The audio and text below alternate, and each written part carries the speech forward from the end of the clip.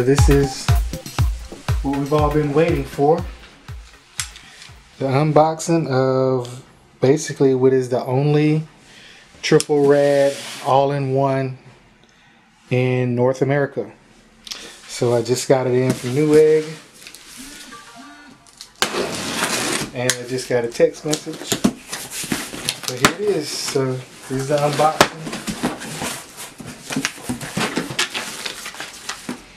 And it comes in a big box. Here's my hand. I'm a pretty big guy. And here's the box. Alright, that's it. And it even comes with a fancy wine voucher. I don't even know what that is. Alright. Here's the box we've all been waiting for. Make sure that's in the picture. Okay, and I kicked the camera. But yeah, this is it. This is the Deepcool Captain 360. And I'm very happy that I finally got it. I've been waiting for this thing for months. And it just came in the mail today. So what's so special about it? Really nothing. Just the fact that it's got, you know, a triple radiator on it. But it does have this cool kind of unique pump system that I'm guessing this has allowed them to bypass all the Asetek patent trolling.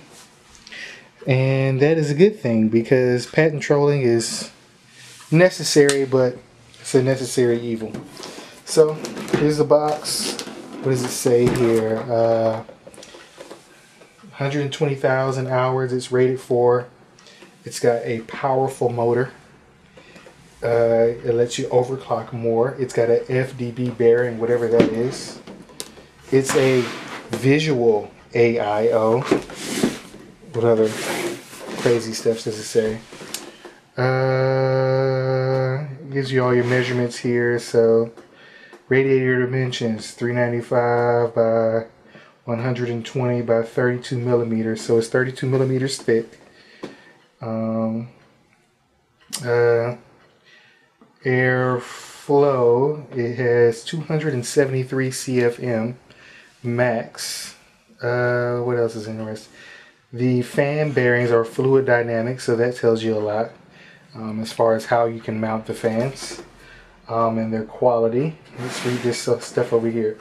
So AIO liquid radiator with original separated section design, self-governed circulation channel, blah blah blah, with all that stuff. Crazy steampunk appearance and the unique reactor style pump housing. So yeah, this thing is all about the bionic red LED breathing light, lighting up while operating. Okay, so is it really going to be any better than the Corsair that I'm currently running? Nah, dude, it ain't going to be no better. But I bought it because of the looks. And I just thought it looked really cool. The first time I saw it, I think I saw it on Tom's Hardware. And I was like, dude, that thing looks cool. And I've got this big, huge, massive Black Hawk Ultra case. You thought I was going to say something weird, didn't you? And I said, man, I need something to fill this thing up more with. And I think it just gives me, it kind of future-proofs my water cooling in my case. I've basically abandoned the dream of having a custom loop. I mean, obviously I could do one, but I think just with AIOs, it's just not necessary anymore. It's just totally not necessary to have a, you know, a custom loop. You know, you got to worry about it leaking and all that stuff. And I keep my computer on all the time. I live in Delaware now. And basically my computers are my room heaters. And instead of turning the heat on, I just leave my computers on in my room. So, alright, let's get going. This is the first time this has been unboxed on YouTube. And I haven't unboxed it yet. As you saw, I just took it out of the packaging. I just got this thing in like an hour ago. So, it's got a fancy box. And this is what it looks like. Okay, kind of standard stuff. You got your screws and your back plates and all that kind of stuff. You got your nomenclature, user manual. You got this stuff. Here's the PWM splitter, which is pretty cool. I'll probably buy another one of these.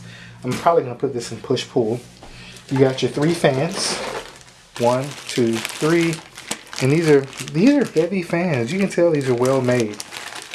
And you can tell they're just good fans. So they've got a braided cable on it. Braided cable. You can't see that through the plastic, but they're good fans. They've got a red band on the side for even more color. My case is black and red. My desk is black and red, so obviously this is kind of a big deal for me to have a black and red AIO. So let's keep going. Let me zoom back out a little bit more. Give myself a little wiggle room. Alright, but here's the main attraction.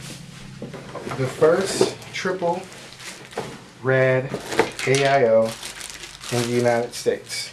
And I have been waiting for this forever. So, doesn't look like anything's leaking. Now, this is the first AIO I've ever seen. The tubing is pretty, it's not tight, but the tubing is pretty good.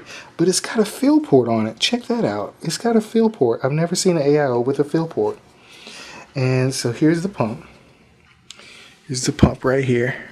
And hopefully it's coming in focus real good. Doesn't seem to be anything leaking. And I'm touching the thermal paste, so now I'm going to have to wipe that off. But I wasn't going to use that anyway. Okay. So, yeah. There it is. Alright. So, you know, I'm going to do a video on this later. But yeah, everything seems to be pretty well put together. What can you say? There's no bent fans on this thing. It seems to be pretty well manufactured. Now, if you do remove that fill port, you see it says no warranty if removed. So, yeah, don't remove that. What else? What else? Now, this is a 3-pin right here. It's not a 4-pin. But, I mean, yeah, it's an AIO. But we're going to see. So right now, my computer is idling at about 30°C. And if it gets really cold, you know, I actually leave the window open. If it gets really cold, I'm going to put the box like this so you can see. I actually leave the window open. And I can get down to like 15°C real easy. But on a normal day, I'm somewhere between 25 and 30°C, which obviously is cool enough. My 8350 is overclocked at 4.5, and that's obviously cool enough. I never break 60. Never, never, never. Under full load do I break 60. But, you know, like I said, this is for the looks. Let me fix this real quick. It's for the looks, and you know, like I said, it's for future proof. And probably in the next year or two, I will upgrade to like something, you know, an Intel workstation. Trying not to mess up. Whatever. Yeah. So I'll probably upgrade to like one of those 8-core Intel Extreme chips or something like that. But for now, I'm still stuck with the 8350. I try to stick with the build for at least 2 years to get my money's worth out of it. But I think when I do upgrade to the Intel 5960X, that this will be suitable for it. I mean, I'm gonna definitely get some great cooling out of this thing. But what are my plans for the Corsair H100? For the H100, I'm actually gonna probably water cool my GPU with it. I'm gonna use one of those brackets from NZXT and water cool it with it. So, yeah, that's it. This is the unboxing of the Deepcool water cooler. What can you say? Maybe I'll come back and show you some footage of the pump actually moving water and blanking a little bit. I think I should be able to do that pretty easily. I think I got some cables around here I can do that with. Alright, so I managed to rig this thing up to the hot swap dock in my computer here, if you can see that, but there it is working. Seems to be working pretty good. It's got the blink going, nothing's leaking out. So thumbs up, everything's working. That's awesome. So I'm going to be doing some more videos of this radiator. Obviously I'm going to be mounting it in my case, and I guess I can do some glamour shots of the cooler at work. So come back for the rest of the videos and hope you enjoy.